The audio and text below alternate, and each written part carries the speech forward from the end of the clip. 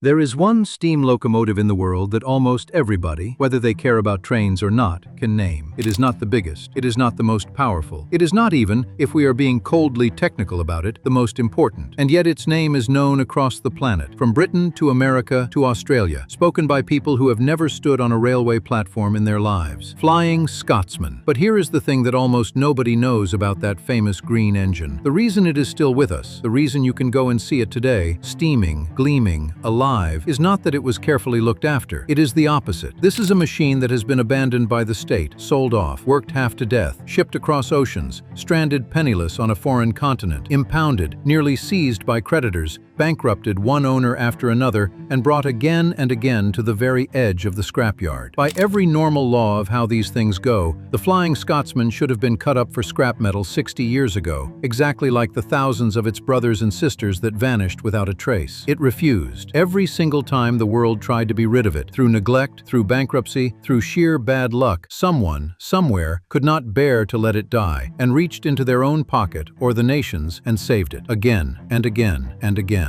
This is the story of the most famous locomotive on Earth, not the story of how it was built, though we will get to that. The story of how it survived, how a single steam engine became a kind of national talisman that Britain has now spent the best part of a century and a fortune, and more drama than any machine has any right to generate, refusing to let go of. This is the story of the train that would not die. It begins, as these things so often do, in an age that thought it would last forever. The year is 1923. The place is Doncaster, in the north of England, in the works of a great railway company, the London and North Eastern Railway, the LNER, one of the four giants that ran Britain's railways in that golden age between the wars. And out of that works rolls a brand new express passenger locomotive, designed by a brilliant and ambitious engineer named Nigel Gresley. It is a Pacific, a big, fast, elegant machine built for one glamorous purpose: to haul the crack express trains up and down the East Coast Main Line, the great racetrack of rails that runs from London all the way north to Edinburgh, the capital of Scotland. Now here is a detail that trips almost everyone up, so let me be clear about it. Flying Scotsman was, first of all, the name of a train service, the famous Daily Express that ran between London and Edinburgh. The locomotive we are talking about was named after that service, so the name carried, from the very start, a double glamour: the romance of the fastest, finest express in the land, and the romance of the beautiful green engine chosen to represent it. The railway company knew exactly what it was doing. This was to be a flagship, a poster engine, the face of the whole enterprise, and it lived up to it, magnificently, in an age when a fast train was the most modern, thrilling thing most people could imagine. In 1928, the LNER used it to launch a genuinely astonishing service, a non-stop run, all the way from London to Edinburgh, nearly 400 miles without a single stop. But a steam locomotive needs a crew, and a crew needs relief on a journey that long, and a fire needs constant feeding. So the engineers did something ingenious. They built a special tender, the wagon behind the engine that carries the coal and water, with a narrow corridor running right through the middle of it, connecting the cab to the train behind. Halfway through the journey, a fresh driver and fireman could walk through that tiny passage, squeezing past the coal,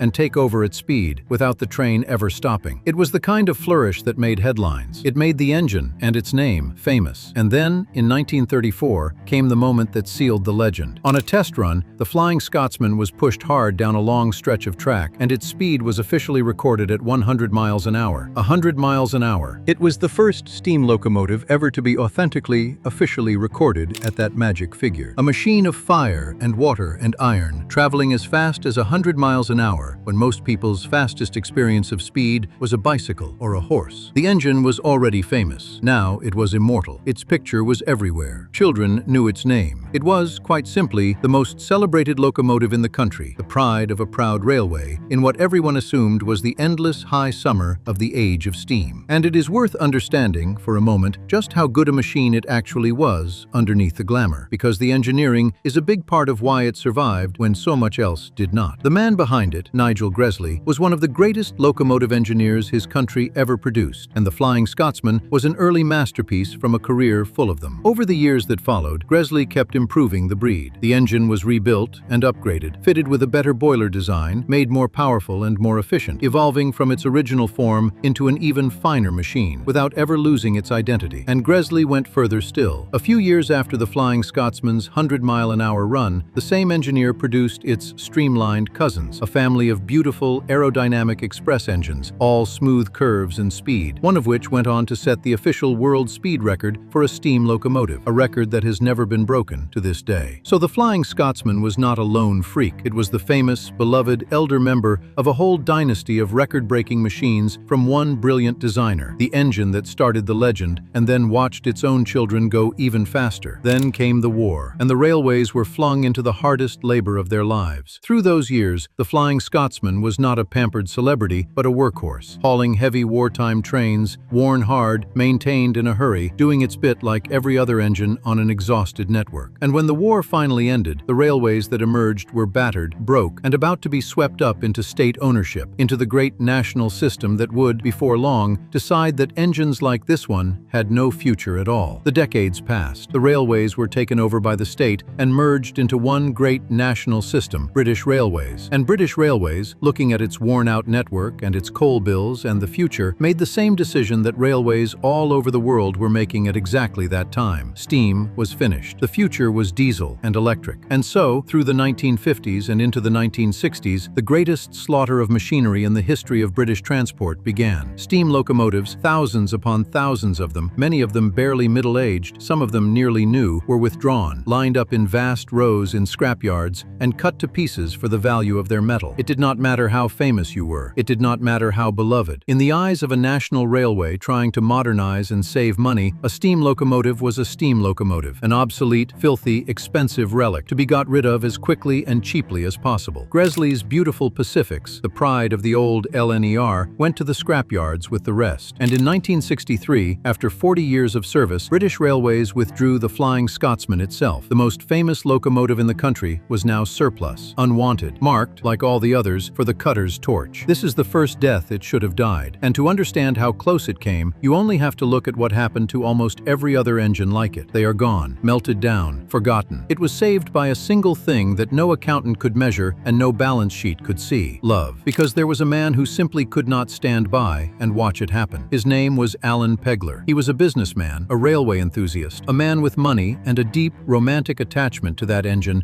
and everything it stood for. And when British Railways put the Flying Scotsman up for disposal, Pegler bought it, outright, with his own money. He rescued it from the scrap line, had it restored, and set about doing something almost unheard of at the time: running a privately owned steam locomotive on the National Railway, taking enthusiasts on special excursions, keeping the legend alive, and steaming while all around it the age of steam was being wiped from the map. For a few years, it worked beautifully. The engine was saved. The story, it seemed, had a happy ending. It did not. Because Alan Pegler's love for that machine was about to lead him into one of the strangest and most disastrous adventures in the whole of railway history. Pegler had a grand and patriotic idea. He would take the Flying Scotsman, this symbol of British engineering and British glamour, and he would send it to America. A great tour of the United States, the engine hauling a train of exhibition carriages full of British goods, steaming across the New World as a magnificent advertisement for Britain. It was bold, it was romantic, and on paper, it was wonderful. In reality, it went wrong in almost every way a thing can go wrong. The tour, which began at the end of the 1960s, was plagued with problems from the start. Running a British steam locomotive across American railroads was a logistical and legal nightmare. The costs spiraled far beyond anything Pegler had imagined. The income never matched the expense, and slowly, agonizingly, the whole magnificent venture began to sink under its own weight, dragging its owner's fortune down with it. The end was almost unbearably sad. Alan Pegler, the man who had saved the Flying Scotsman from the scrapyard with his own money, was ruined by it. He ran out of money completely, stranded on the far side of the Atlantic, and the Flying Scotsman itself, the most famous locomotive in Britain, ended up impounded in the United States, thousands of miles from home, sitting in storage under threat from creditors, its bankrupt owner unable to bring it back. Picture it, this beloved national icon, abandoned and locked up on a foreign continent, at real risk of being seized and sold off to pay debts, possibly never to return home at all. That is the second death it should have died. Not the scrapyard this time, but exile, lost abroad, sold to settle a bankruptcy, gone from Britain forever. And once again, it was saved at the last possible moment by a single person who could not bear to see it happen. This time, the rescuer was a wealthy businessman and railway lover named William McAlpine. In the early 1970s, he stepped in, paid what was needed to free the engine from its American limbo, and arranged for it to be shipped all the way back home to Britain. The Flying Scotsman came back across the ocean, rescued for a second time, plucked once more from the edge of oblivion by one man's willingness to spend a fortune saving a machine that made no financial sense at all. You would think by now that the Flying Scotsman had used up its share of near-death drama. It could not settle down. In the late 1980s, it went on its travels again, this time to the other side of the world, to Australia. And there, on the far side of the planet, it added another astonishing chapter to its legend. On one run across the vast Australian landscape, the Flying Scotsman was worked non-stop over an enormous distance, well over 400 miles without a single stop, setting a record for the longest non-stop run by any steam locomotive anywhere, ever. A British engine, 60-odd years old, breaking world records on the other side of the earth. But charm does not pay the bills. And this is the hard, recurring truth at the center of the whole story. Keeping a large steam locomotive running is monstrously, relentlessly expensive. Every few years, by law and by necessity, a working steam engine has to be substantially stripped down and overhauled. Its boiler, the most critical and costly part, inspected and repaired at eye-watering expense. It is a machine that eats money even when it is standing still, and a privately owned locomotive, no matter how famous, has no government behind it, no bottomless fund, only the finite pockets of whoever happens to own it at the time. So the pattern that had nearly destroyed Alan Pegler kept repeating. Over the following years, the engine passed through more hands and more financial trouble. At one point, it came under the ownership of a businessman named Tony Marchington,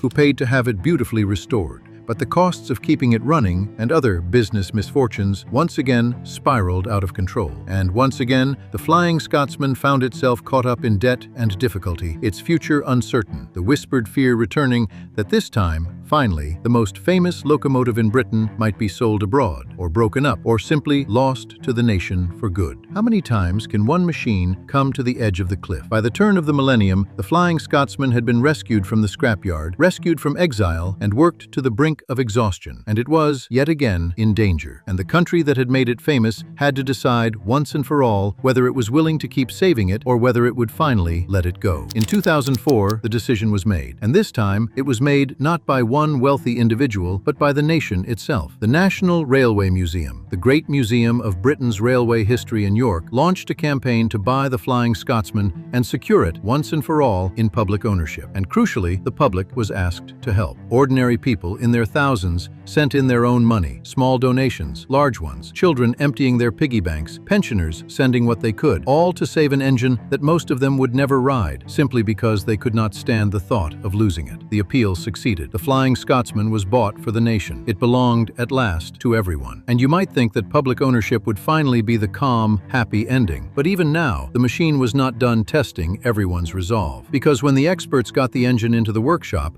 and began the deep restoration it so badly needed, they found problem after problem after problem. The work that was meant to take a couple of years and cost a certain amount stretched on and on. The bill climbed and climbed and climbed, far beyond the original estimates. It took the best part of a decade. It cost a fortune. It was, in its own quiet way, one more near disaster in a life absolutely crammed with them. But this time there was no scrapyard at the end of it, because this time the whole country was behind it and had decided that, whatever it took, this engine was going to run again. And in 2016, after 10 years of work, the Flying Scotsman came home to the main line. What happened next told you everything about what this machine means to people. On its first runs back on the national network, so many people wanted to see it that they caused real problems. Crowds gathered on every bridge and every platform along the route. And then, in their eagerness, some of them did something dangerous and extraordinary. They climbed down onto the tracks themselves, trespassing onto the live railway, standing on the rails to photograph the approaching engine, forcing the train to slow and even stop for safety. The police had to be called. Services were disrupted, all because a 70-year-old green steam locomotive was passing by, and thousands upon thousands of ordinary people simply had to see it with their own eyes. Think about what that means. Not railway enthusiasts in anoraks, or not only them, families, children, old people, people who had never given a locomotive a second thought in their lives, standing for hours in the cold, climbing onto railway lines, risking arrest, just to catch a glimpse of this one particular machine going past. The Flying Scotsman is not the only preserved steam locomotive in Britain. It is not even, by many measures, the finest, but it is the one they came for. It is the one they always come for. And consider for a moment just how far this one machine has actually traveled, not only in miles, but through the world and through our imaginations. Built in a Yorkshire works in the 1920s, racing the East Coast Main Line in the glamorous years between the wars, grinding through the Second World War, rescued from a scrapyard, shipped across the Atlantic to tour the United States, stranded and impounded on the far side of that ocean, rescued again and shipped home, then sent to the opposite side of the entire planet, to Australia, where it broke a world record. It is, by a good argument, the most traveled, most famous steam locomotive that has ever existed anywhere on Earth. And all the while, it was seeping into the culture in a way that almost no other machine ever has. Ask people around the world to name a steam train, and this is the one they name, even if it is the only one they could name. So let me ask the question this whole story keeps circling. Why? Why this engine? Why has Britain spent a century and one fortune after another refusing to let this one locomotive go when thousands of others, some just as fine, went quietly to the scrap furnaces without anyone lifting a finger? Part of the answer is simple luck and fame. It got the name of a glamorous train, the headlines, the 100 miles an hour record. It became famous, and fame, once you have it, protects you. But I think there is something deeper going on. A machine like this stops being a machine. Somewhere along the way, through the record runs and the adventures, and above all through the sheer number of times it was nearly lost and then dramatically saved, the Flying Scotsman became a story. It became a character. It became a thing that a whole country projects itself onto. When people fought to save it, they were not really saving 45 tons of iron and steel and copper. They were saving an idea of British engineering, of a golden age, of speed and elegance and confidence, of a time their grandparents remembered. Every time the engine came to the edge of death, letting it die would have felt like letting a piece of the country itself die. And so, every time, someone paid whatever it cost to keep it alive. That is the real reason it would not die. Not because it was the best, or the biggest, or the most important, but because a nation decided over and over again, across 100 years and a dozen crises, that it simply was not willing to live in a world without it. The Flying Scotsman survives because we could not bear to lose it, and there may be no greater thing you can say about any object that human hands have ever made. Every steam locomotive tells you something about the age that built it. The Flying Scotsman tells you something about us. It tells you that sometimes, when everything sensible and financial and rational says a thing should be allowed to end, people will look at it and love it and quietly decide, not this one, not today. And they will reach into their pockets and they will save it one more time. This has been Forgotten Railways. If the Flying Scotsman has ever thundered past you, or if you are still hoping to see it one day, tell us in the comments and subscribe so that the machines worth saving are never forgotten. We will see you down the line.